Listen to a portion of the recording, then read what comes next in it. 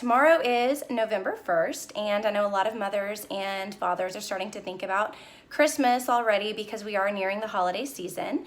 A question that I get asked most often is, how do you introduce Santa Claus to your children?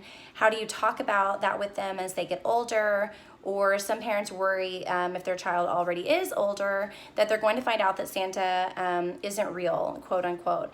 And every family feels differently on this, but I will tell you my stance on it. I'm not a big proponent of telling children that Santa Claus is real and is a man who lives in the North Pole, a place that we can get to, and that his reindeer do fly and Rudolph and all of that. I prefer to introduce the idea of Santa and reindeer and all of those things, Frosty the Snowman, all of that, as fairy tales and imagination. And we talk about Santa being the spirit of Christmas and the magic of Christmas. And the magic of Christmas always stays alive as long as you believe in him. And I know as a 35-year-old person, I still believe in Santa because it's in my imagination. Santa Claus is real as long as he's in my heart and in my imagination. And there was never really a big, huge letdown growing up or disappointment, or more importantly, the feeling that that I'd been lied to about Santa Claus, because in my home, Santa was imaginary. He was a fairy tale, the same as the Easter Bunny and the Tooth Fairy and all of those things.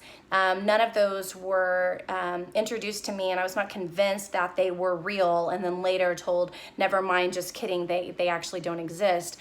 They were always fairy tale, they were always storybook, and the magic of all of those things was still just as alive, and I still celebrate the magic of Christmas and all of that with my children. And regardless of your religious stance and how you introduce the purpose of Christmas with your family, if you are talking about Santa and Easter Bunny and Tooth Fairy and things like that, it's important to keep it in their imagination, and that way it will always stay alive and they will never feel as though they had been tricked.